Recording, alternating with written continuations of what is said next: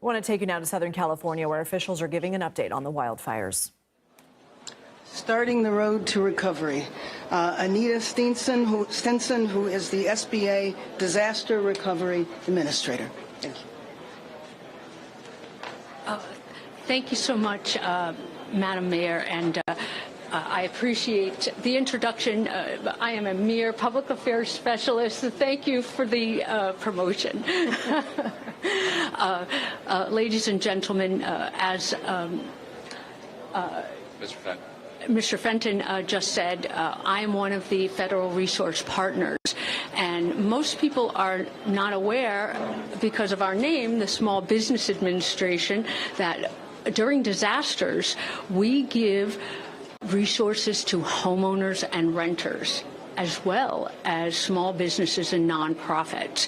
So we so appreciate the media being present and sharing that message wide and far and frequently, please.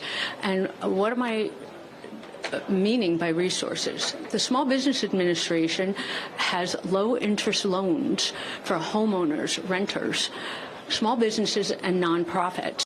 And we are resource partners with FEMA. And we urge you to apply with FEMA first, really simultaneously with FEMA and SBA Disaster. And the way people can do that is go to sba.gov/disaster. And as Mr. Fenton stated, it's best to do that before you come here. And if you look to my right, you will see literally a sea of blue of our customer service representatives that are here to assist survivors with their applications. They can do it here. But if they apply online first, they will see maybe what assistance they need in person. So what we offer is homeowners can receive up to $500,000 plus an additional $100,000 for personal property. And renters have access to that personal property. I mean, that can be a car. I mean, that can be anything that is needed. Businesses and nonprofits can access up to $2 million. And the most important thing for people to know is that there's no cost to apply. There's no obligation to take the loan, and there are no payments and no interest accrues for the first year. These are very trauma-informed and designed loans. So what that means is, even if similar to FEMA, we cannot duplicate benefits. So you can figure out what you are eligible for in terms of grants. You can sort out your insurance. You don't have to wait for your insurance, which, I mean, let's face it, in a disaster like this, it can take a long time. When your insurance is sorted out, that recovery gets applied to your loan. Further, SBA will allow you to apply for 20% additional of the amount of your physical damages to mitigate future losses, which is very, very important, especially in a disaster like this, where it's probably going to require fire retardant, rebuilding, things of that nature. So, again, for businesses, it's a 4% interest rate, as low as 4%, and for nonprofits, it's 3.625. So I urge everybody to visit our table or go online. Thank you so much. Thank you. Appreciate you both for being here. Let me acknowledge Jim Featherstone, who is the director of the Emergency Operations Center, and he'll be here to answer any questions. Let me start off by saying, for those of you, we had a press conference at 8 this morning, and we talked about the fact that we're still not out of this emergency. We know in the next 24, 48 hours, it is possible that there are fires that expand, that we have additional problems within the city, and Jim can go into that in a little further detail in a minute. And so my message to Angelenos is that everybody needs to stay safe, please, please, please listen to instructions. If you are told that you are in a warning zone, it would be advised that you actually take that opportunity to leave. Get packed, get everything ready. If you wait until evacuation, then you might get caught up in traffic or you might have some other issues. And you know that a number of people who stayed behind for one reason or another have been severely burned. Some of them didn't survive. I believe that our Sheriff Luna gave some very graphic examples of people who didn't evacuate in time. Everybody wants to help the first responders. Everybody talks about the first responders. If you want to help the first responders, then please follow directions. But while we're going through what I hope is the final hours of this emergency, it's also time to begin to talk about our recovery. And so the first step of our recovery is opening this disaster assistance center for people to begin coming in now. As a matter of fact, this center will open up shortly. You know that everything is just being set up now. But we want people to come here. This is a one-stop shop. There are multiple local, state, county, and federal agencies that are here, and hopefully people will be able to get the services that they need.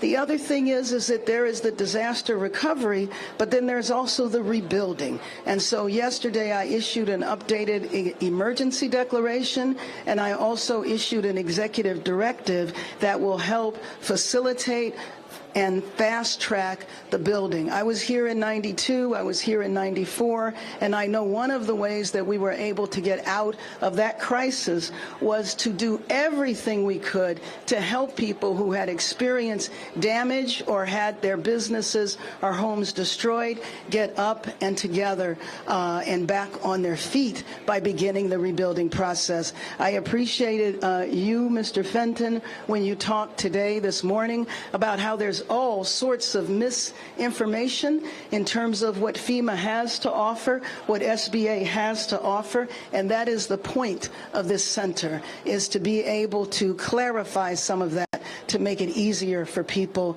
to recover. So with that, why don't I take some questions?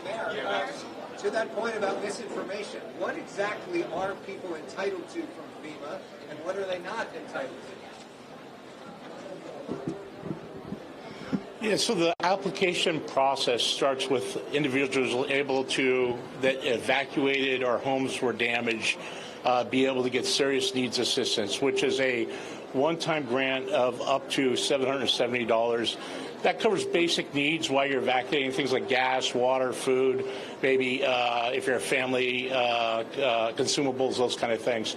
As you go through the application process, then, if you're insured, you should go to your insurance company, which could help you with most insurance policies will not only help you with home, but alternate living expense. If you're uninsured, you should keep on going into FEMA. FEMA could give you the two grants that I talked about. One is called Other Needs Assistance, which is a grant up to $43,600 that helps with personal property costs, medical and dental, transportation, funeral costs, and miscellaneous costs. The second grant is called Housing Assistance. And for the homeowners, it would help with repair, replacement, and lodging expenses reimbursement up to $43,600. In addition to those two grants, if you continue to be displaced longer and your house is destroyed, or whether it's a homeowner or a renter, you could get rental assistance from us, where we will provide rental assistance for you based on the family composition and size of your house for up to 18 months.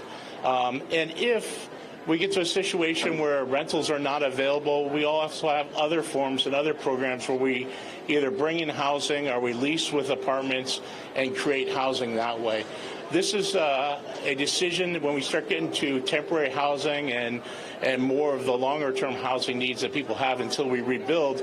These are decisions that we'll work out with the local community to see what fits best for the displaced population they have, and we'll turn on those programs as needed. Those temporary housing programs do not impact the $43,600. I think what's key is that individuals that are insured have to go to their insurance company first. If they're underinsured, they could then come back to us and seek additional assistance for the underinsurance. The other rumor that I talked about this morning had to do with the 100% cost share waiver of the president. So the president waived 100% of the costs for the firefighting costs and for debris removal, which is going to be important to start the rebuilding process. He's done that for 180 days. That 100% doesn't apply to our grant programs. So our grant programs to individuals are already 100%. It's a direct grant, but up to that cap of $43,600. The good news is in the state of California, when you get a max grant, adds $10,000 on top of the house repair grant.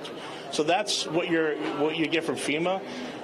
In some cases, it may not make you whole, but it's meant to jumpstart recovery. And then other programs such as SBA and other programs will help you to make those next steps along working with philanthropy, nonprofits, and other organizations. CBS there on price gouging. California bans price gouging on rentals, so a landlord can't ask for an increase that surpasses 10%. But a prospective tenant can offer whatever they want. So realtors tell me that what they're seeing, rents are doubling, rents are tripling, and that is completely legal. For Californians who are being priced out of the neighborhood because they can't outbid their neighbors, what do you say to that? How do we get ahead of that? Well, first of all, anybody that would take advantage of the desperation that people feel right now, I just think is shameful. In the last couple of press conferences that we did, the 8 a.m. press conference, our DA was there, and he was very clear, and I've also spoken to our city attorney. Both of them are very clear that they are going to be on the lookout for this type of thing. I also want you to know that the city council is meeting right now, and I know they're going to take up this issue. And so it's something that we really have to go into because we just can't allow that to happen. First of all, the rents are too expensive to begin with. And the idea that somebody would gouge folks at this point in time, I think is shameful. But it's not gouging. It's legal if the prospective tenant offers to pay more, if they bid it, if the landlord doesn't get them to do that, if they do that. You are, I mean, I think that that's an important legal issue that needs to be looked at. Possibly nothing. But I know one thing in my executive directive that I signed yesterday. It turns out that we had 1,200 units of housing that was ready to be occupied, but was stuck in the bureaucracy. So one of the things that my executive directive does is gets that online. So hopefully we should have 1,200 units of housing available in the next week or so. So looking for those things that get stuck in the bureaucracy. I mean, first of all, you know that I've been trying to deal with the bureaucracy from the beginning. And I feel like we've moved the needle forward a little bit, but not enough. And so this crisis that we have now that we're dealing with, we've just got to be able to get past this red tape. It hurts people. Thank you. Yes, Josh. This began about a week ago. Some of our viewers, people who lost their homes, people that are evacuated, they've told us that they feel as though you've been in the background. We know that you've been into the fire zone. But we haven't seen you in the fire zone. We haven't seen you with evacuees. We haven't seen you with people who lost their home. We haven't seen you with the checkpoints. What is your response to that? Is this tragedy just too big? Oh, no. Let me just tell you, I don't always bring cameras with me where I go. But I have met with evacuees. I have been in the fire zones. But I've also been trying to do everything that the city needs to respond to this as well. And so what are they telling me? Oh my God. I mean, the absolute devastation. I met with a family a couple of days ago. And, I mean, when people are in the middle of grief, they're angry, the shock. Just when I went up, for example, yesterday in the helicopter, and you could see the devastation, it's unimaginable. And so to sit and talk to a family that left, didn't even plan to, they thought they were going to leave for a little while. They didn't think that the fires were going to consume their property in the way that it did, and they're left with nothing. And so to me, when I am talking to people like that, there's actually a woman here that I just talked to who lost her home, and she's here volunteering. and she's from Palisades, and she said that, you know, I asked her how long did she live in her house. 44 years she left in her house. She's left with nothing right now. She's staying with one of her adult children.